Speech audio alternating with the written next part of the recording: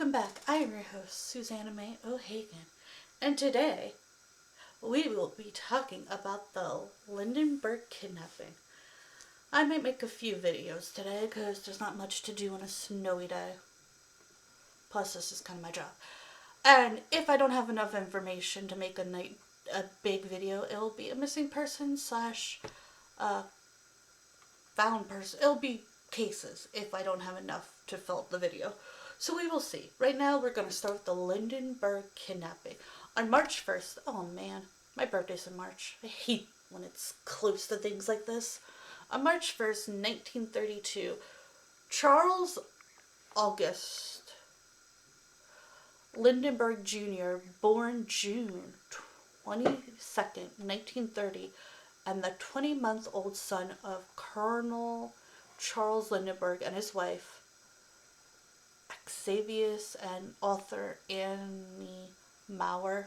Lindbergh was murdered after being abducted from his crib in the upper floor of the Lindbergh home, Highfield, in East Amwell, New Jersey. Oh gosh, this is starting to creep me out because I lived in United States. On May 12th, the child's corpse was discovered by a truck driver by the side of a nearby road. Well, that's disturbing. I didn't think we would start off that hard, but thank you for that. Oh, some people, really. In September 1934, a German immigrant carpenter named Bruno Richard Humpton Man H. was arrested for the crime. After a trial that lasted from January 2nd to February 13th, 1935, he was found guilty of first-degree murder and sentenced to death. Despite his conviction, he continued to profess his innocence, but all appeals failed, and he was executed in the electric chair at the New Jersey State Prison on April 3rd, 1936. I'm just going to call you Bruno. Guilt or lack thereof continue to debate in the modern day. Newspapers written H.L. McCannon called the kidnapping and trial the biggest story since the resurrection. American media called it the crime of the century. Legal scholars have referred to the trial as one of the trials of the century. The crime spurred the U.S. Congress to pass the Federal Kidnapping Act, commonly referred to as the Little Lindbergh Law, which made transporting kidnapping victims across state lines a federal crime. Kidnapping. At approximately 9 p.m. on March 1st, 1932, the Lindbergh's nursery, Betty Gaw, found that 20-month-old Charles August Lindbergh Jr. was not with his mother, Anne Maurer Lindbergh, who had just come out of the bathroom. Anne then alerted Charles Lindbergh, who immediately went to their child's room, where he found a ransom note.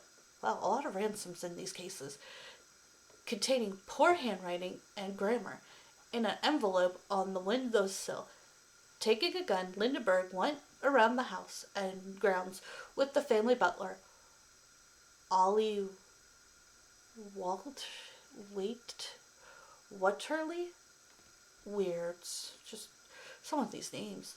They found in prison in the ground under the window of the baby's room pieces of a wooden ladder and a baby's blanket.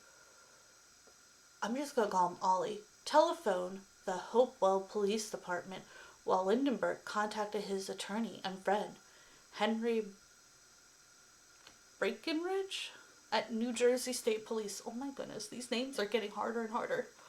Hang on a sec.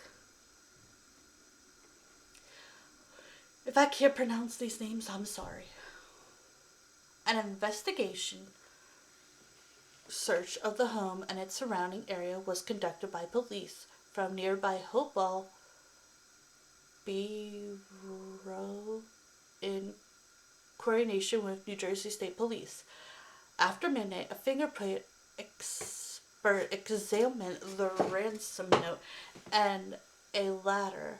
No usable fingerprints or footprints were found, leading experts to conclude that the kidnapping were gloves and had some type of cloth on the sole of their shoe. No adult fingerprints were found in the baby's room, including areas witnesses admitted to touching, such as the window, but the baby's fingerprints were found. The brief handwriting ransom note had many misspelled and grammar inaccurately. Dear sir, have 50,000 ready, 20,000 in 20 bills, 15,000 in 10 bills, and 10,000 in 5 bills after 2 to 4 days, and we will inform you where to deliver the money. We warn you for making any public or for notifying the police the child is in good care. Indication for all letters are signature and 3 hollows. Okay. Wow, that was hard to read. At the bottom of the note were 2 interconnected blue circles surrounding a red circle with a blue punch through the red circle and 2 more holes to the left and right.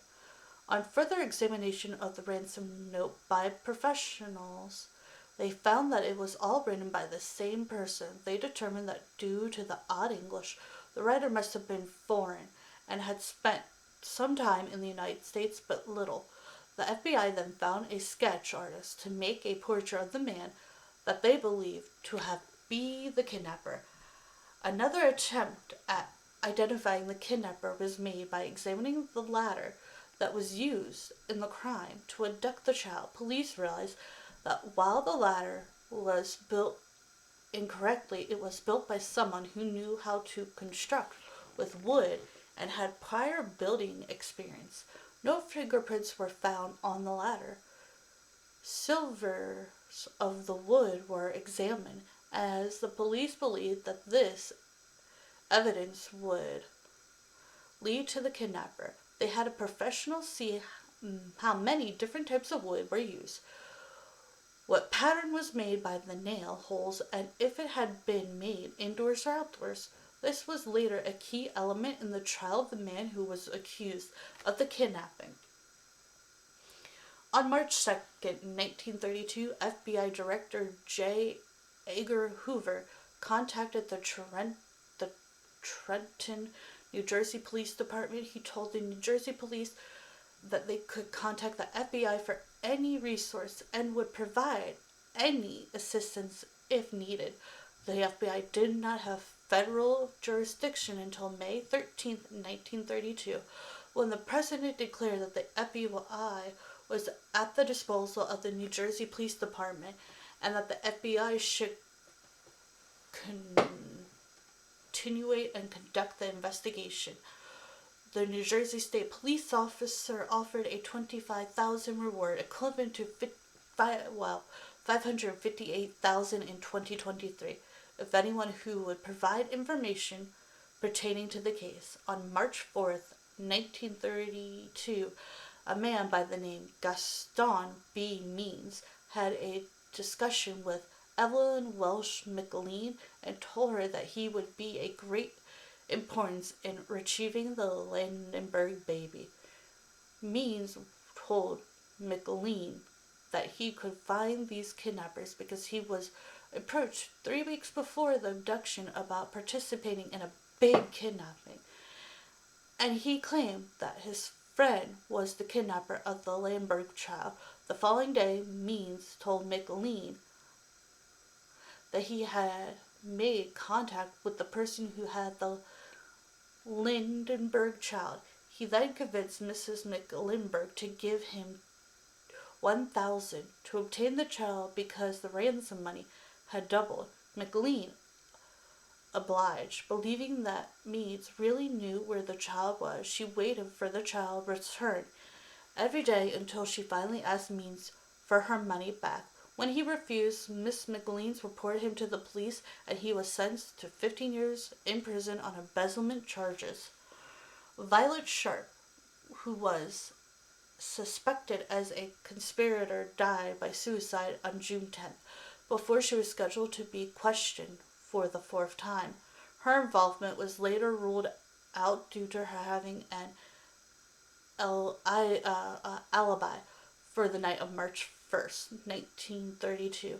In October 1933, Franklin D. Roosevelt announced the Federal Bureau of Investigation would take justice over these cases. Word of the kidnapping spread quickly. Hundreds of people converged on the estate, destroying any footprint of evidence. Anyone, along with police, well-concerned and well-intentioned people arrived at the Lindbergh estate. Military colonies offered their aid, although only one had law enforcement expertise. Hannibal Norman Shawaka, I have no idea how to pronounce that. Norman, superintendent of the New Jersey State Police.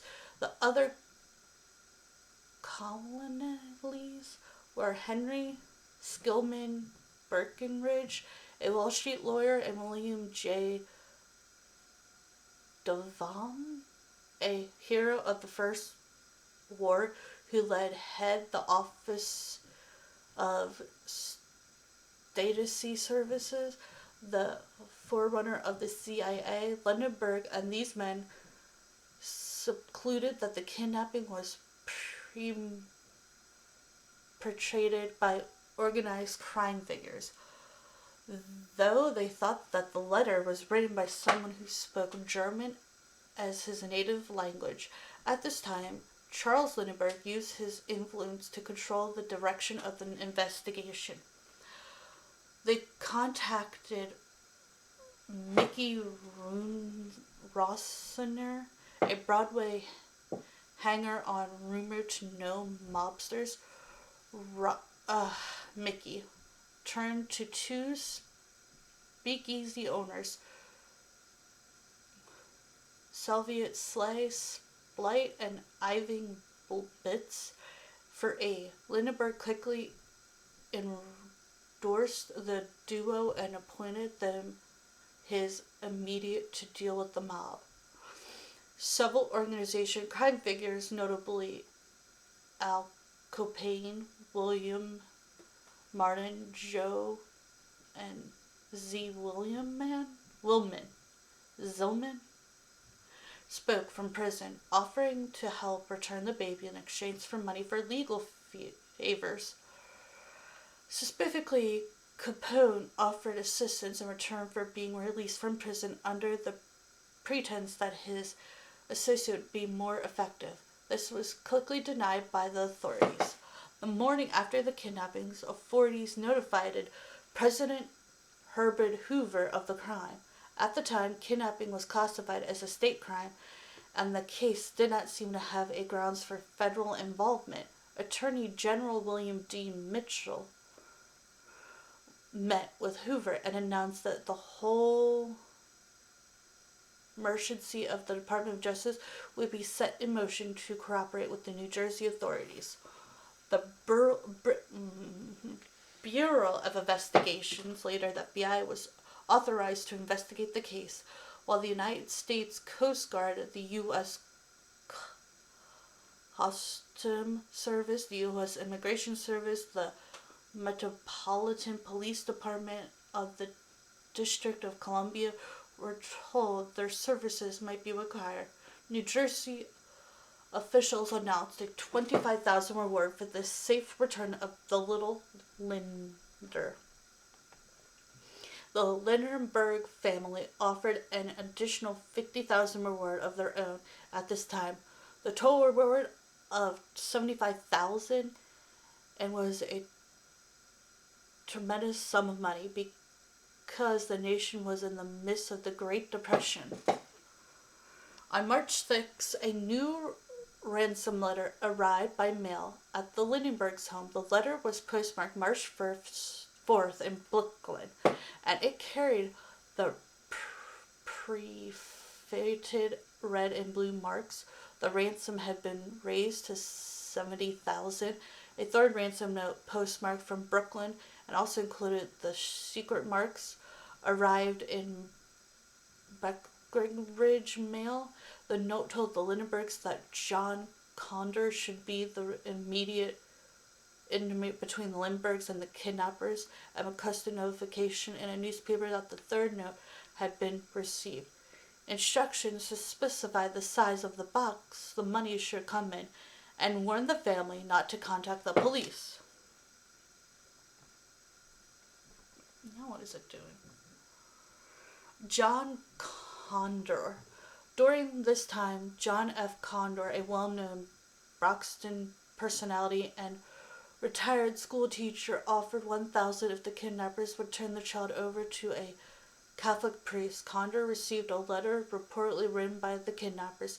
It authorized Conder to be their, I want to say, in between them and the Lindberghs.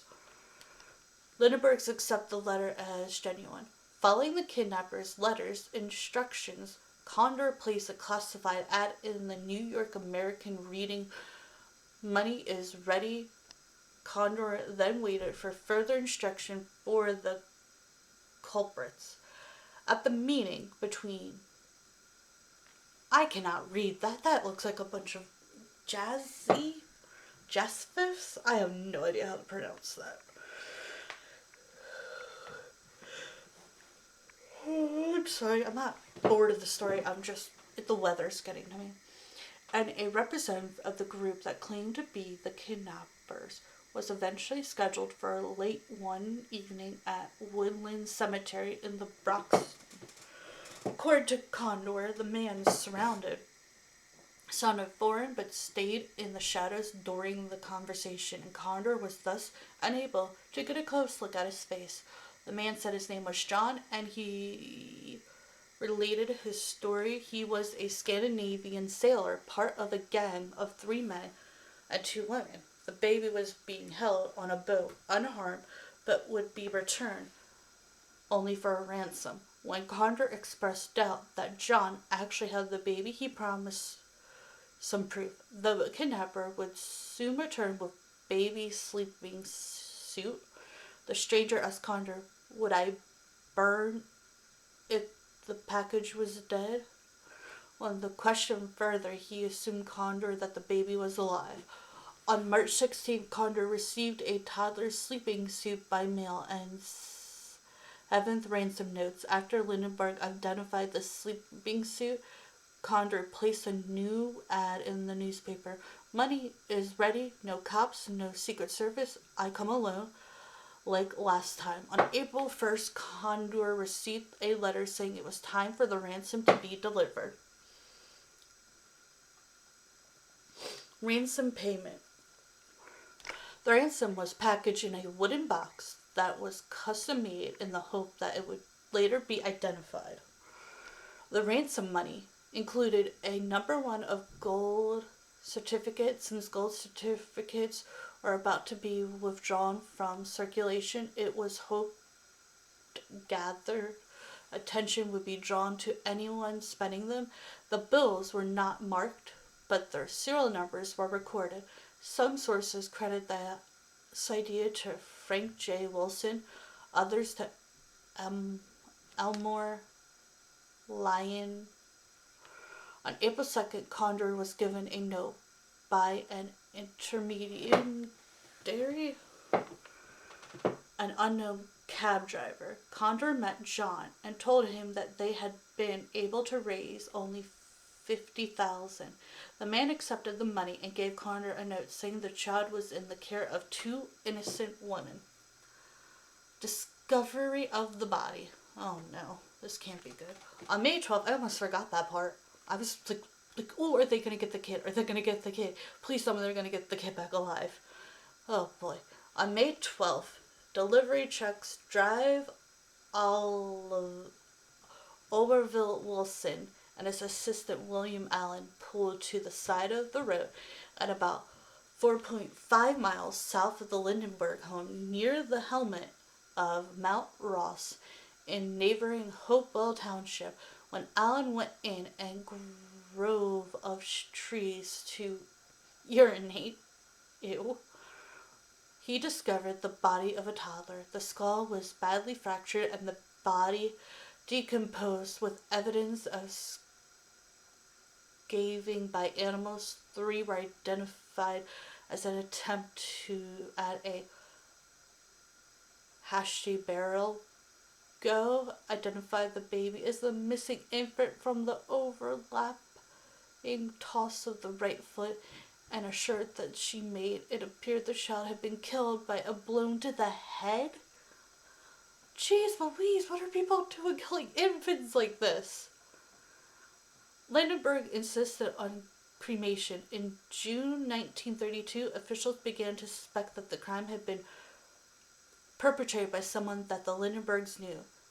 Suspicion fell upon Violet Sharp, a British household servant at the Mowers home, who had given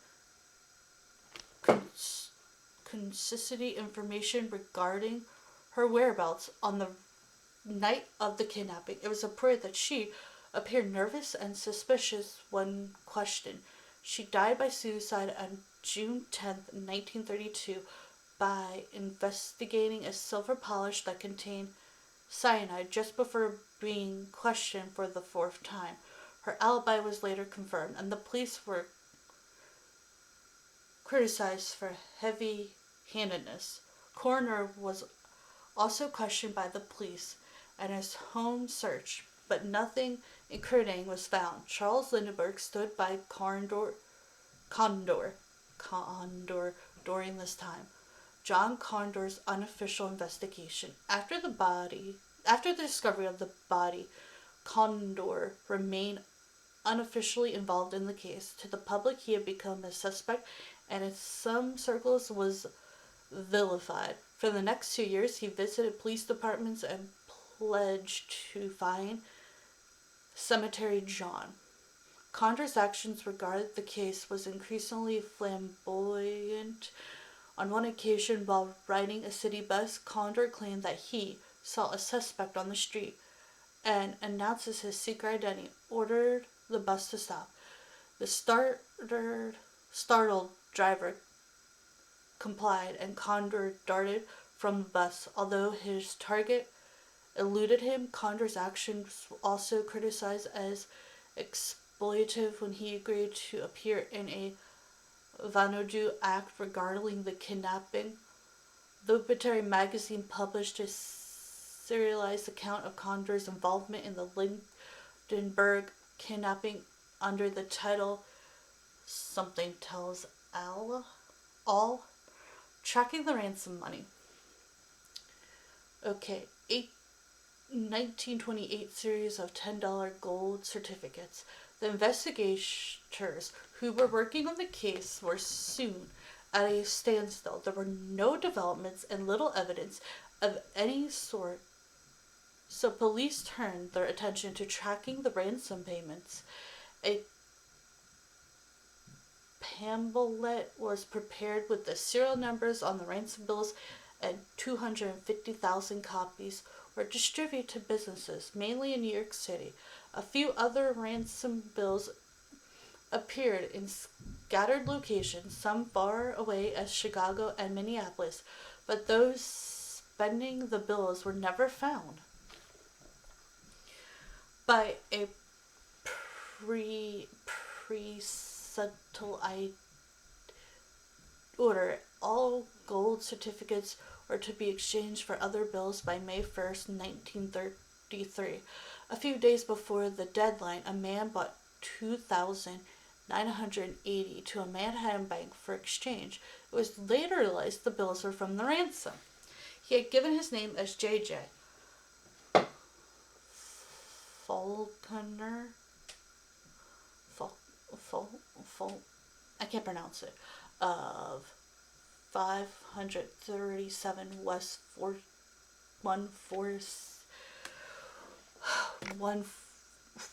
149th Street. None one named lived at that address, and a Jane, who lived there 20 years earlier, denied involvement. arrested of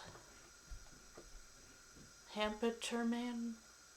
During a 30-month period, a number of ransom bills were spent throughout New York City. Detectives realized that many of the bills are being spent along the route of the Luxembourg Avenue subway, which connected the Bronx with the east side of Manhattan, including the German Austrian neighborhood of Yorksville. On September 18, 1934, a Manhattan banker teller noticed a gold certificate from the ransom. A New York license plate number 4U1341N.Y, penciled in the bill's margins, allowed it to be traced to a nearby gas station. The station manager had written down the license number because his customer was acting suspicious and was possibly a counterfeit. The license plate belonged to a sedan owned by Richard Humptonman. Hampton Man? I have no idea how to pronounce your name. Sorry, Richard. Of 1279 East 22nd Street in the Bronx at immigrants with a criminal record in Germany. When Richard was arrested, he was carrying a single $20 gold certificate, and over $14,000 of the ransom money was found in his garage. Yeah, that's not good, dude. Like, no. Richard was arrested, inaugurated, and beaten at least once without the following day and night. Richard stated that the money and other items had been left with him by his friend and former business partner. I have no idea. Eider Fishka? I'll call you IF. Or Fished,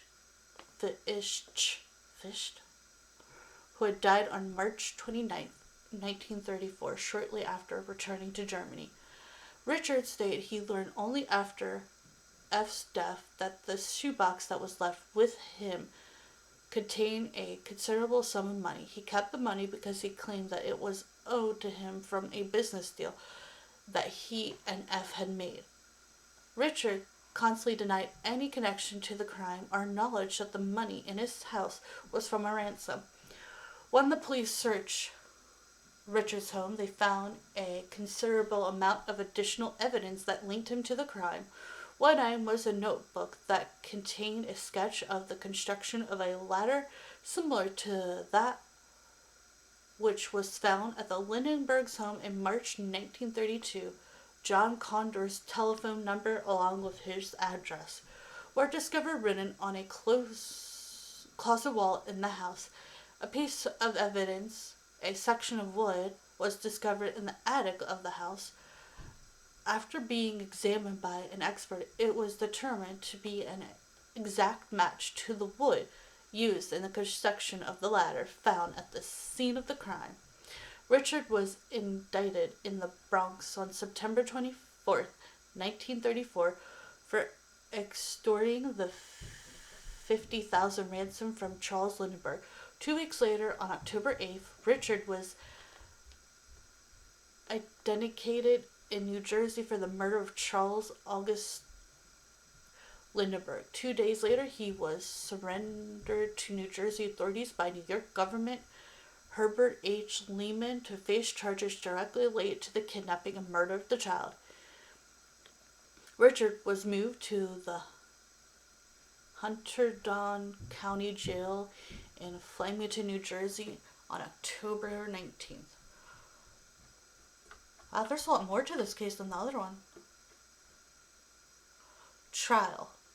Richard was charged with capital murder. The trial was held at the Hunterdon County Courthouse in Flemington, New Jersey, and was soon dubbed the trial of the century. Reporters swarmed the town, and every hotel room was booked. Judge Thomas Waitaker Trench presided over the trial. In exchange for rights to publish Richard's story in the newspaper, Edward R. Riley was hired by the New York Daily Miner to serve as Richard's attorney.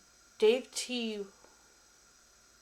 Wiltern's Attorney General of New Jersey led the prosecution. Evidence against Richard include 20,000 of the ransom money found in his garage, and testimony alleged that his handwriting and spelling were similar to those of the ransom note. 8 handwriting experts, including Albert S. Osborne, pointed out similarities between the ransom note and Richard's writing specicism. The defense calls an expert to rebut this evidence, while 2 others declined to testify. The later 2 demanded $500 before looking at the notes and were dismissed when Lloyd Fisher, a member of Richard's legal team, declined. Other experts retained by the defense were never called to testify.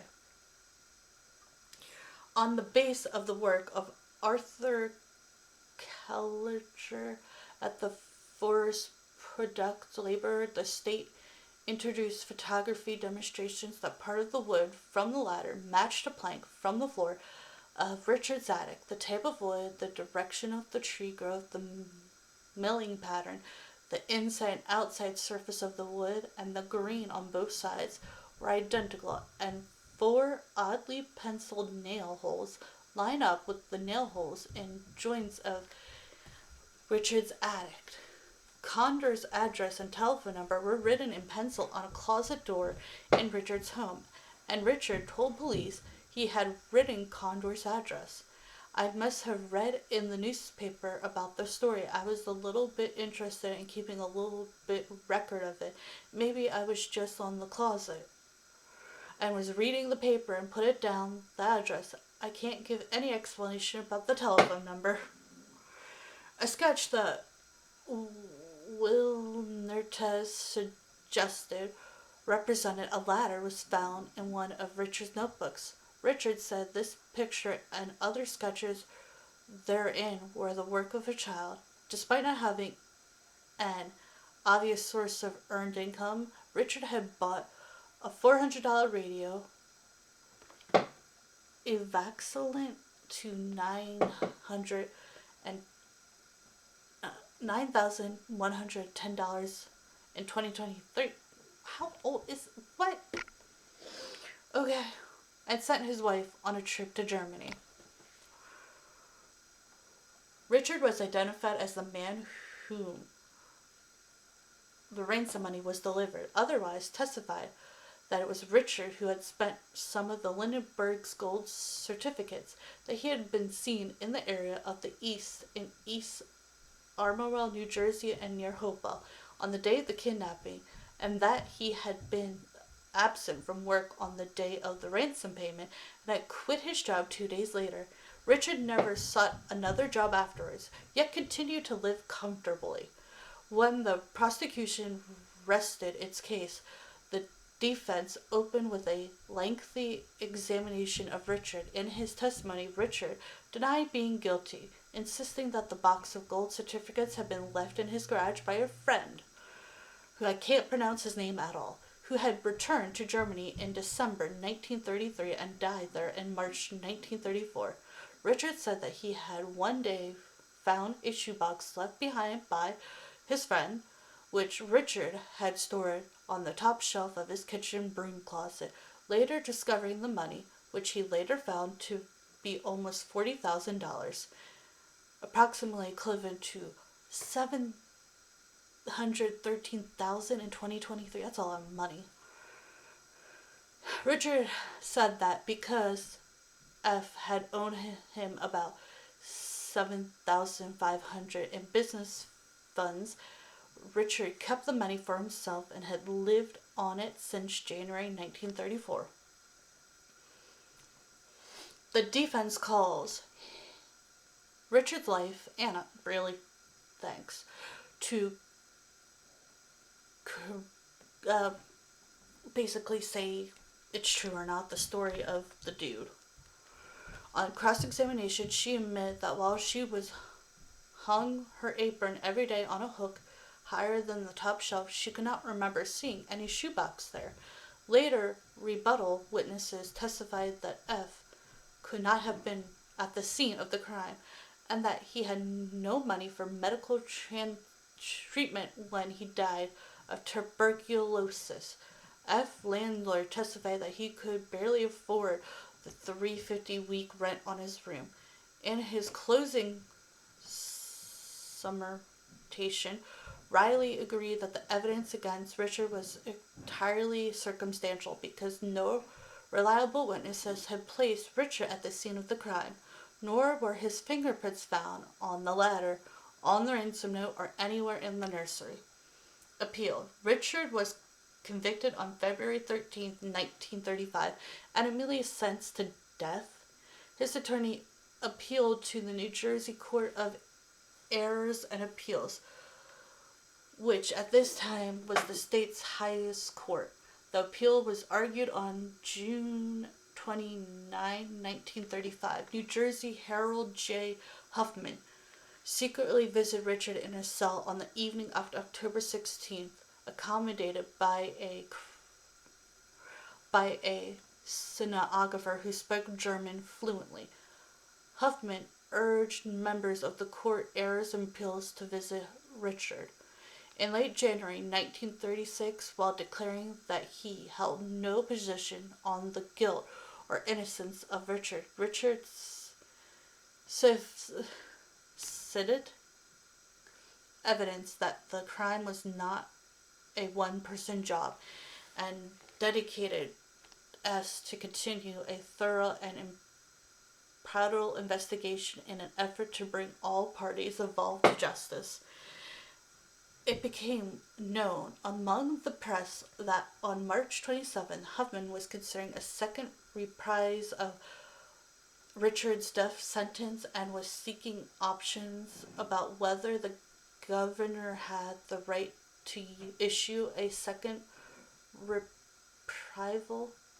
On March 3 of 1936, Huffman's second and final appeal asking for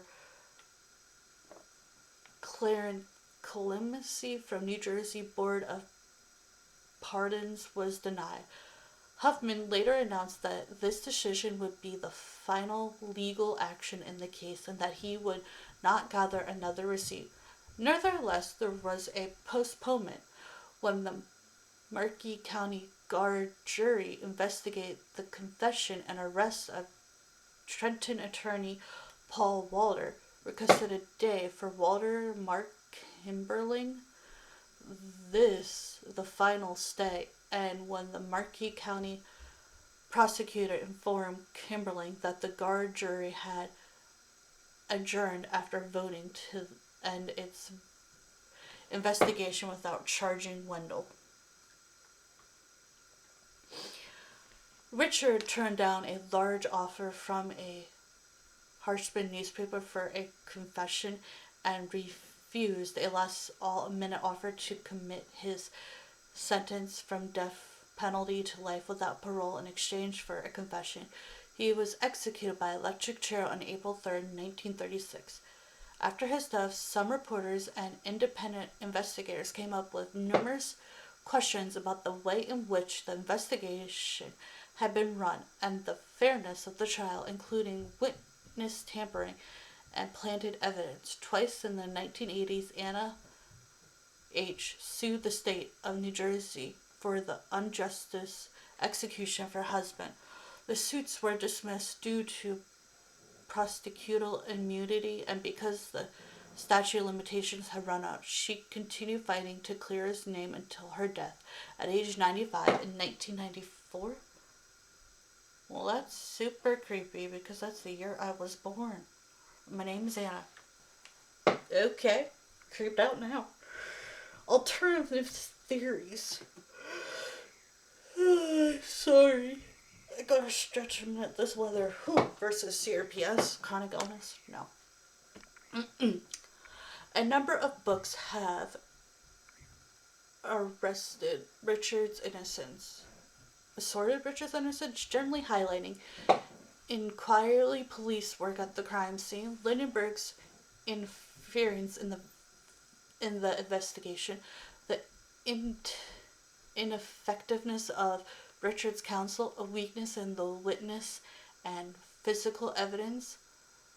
Lousy Kennedy, in particular, questioned much of the evidence, such as the origin of the ladder and the testimony of many of the witnesses.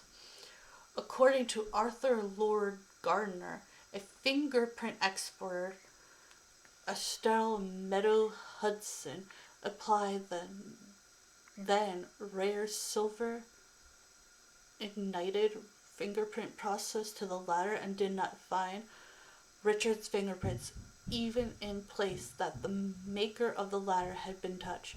According to Gardner, officials refused to consider this expert findings, and the ladder was then washed of all fingerprints. Jim Fisher, former FBI and professor at University of Pennsylvania, has written 2 books: The Lindbergh Case and The Ghost of Hopewell, addressing what he calls a reverse movement regarding the case. He summarized, "Today, the Lindbergh's phenomenon is a giant hoax prepared by people who are taking advantage of an unformed and circulate public. Notwithstanding all of the books, TV programs, and legal suits, Richard is as guilty today as he was in 1932 when he kidnapped and killed the son of Mr. and Mrs. Charles Lindbergh." Another book, Richard Ladder, a step-by-step analysis of the Lindbergh kidnapping by Richard T., concluded that Richard was guilty, but questioned whether he should have been executed. According to John Reisner, a master detective, New Jersey detective Elias Park conducted an independent investigation in 1936 and obtained a signed confession from former Trent attorney Paul Wendell, creating a sensation and resulting in a temporary stay of execution of Richard. The case against Wendell collapsed, however, when he insisted his confession had been coerced. Robert Zorn's 2012 book, Cement John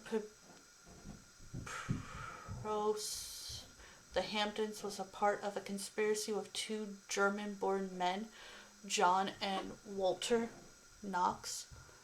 Zahn's father believed that as a teenager he had witnessed the conspiracy being discussed. In pulp culture,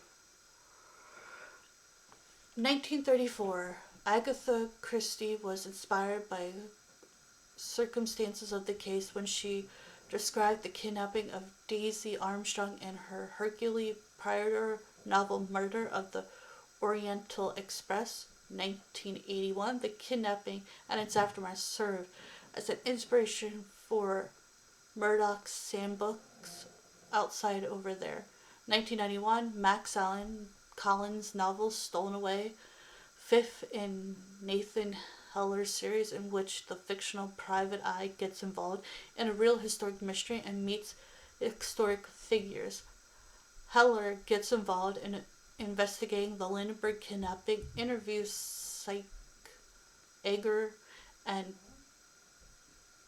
decades later meet a man whom they both believe to be the kidnapper and never returned Charles Lindbergh Jr., having been raised and lived his whole life under another name.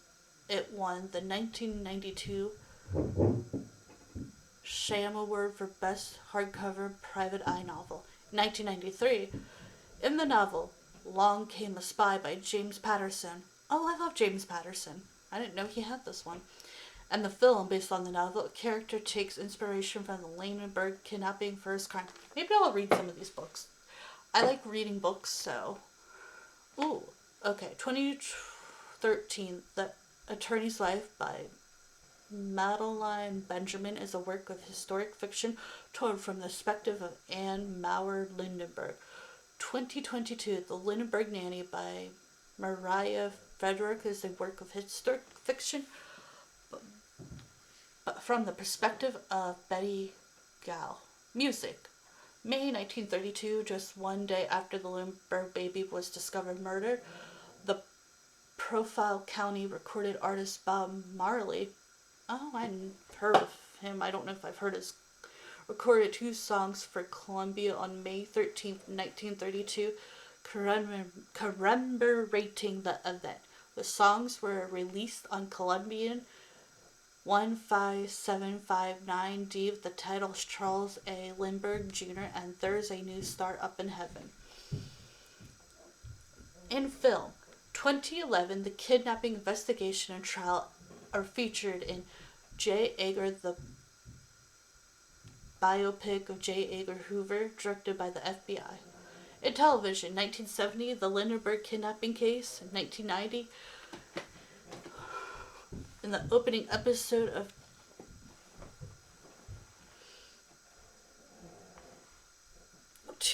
Twin Peaks, after being shot, Dale Cooper says that he wishes he could have cracked the Lindbergh case. In 1995, The Simpsons Season 7, Episode 8, as the FBI raids the Simpson family home to capture Homer's mother, Mona.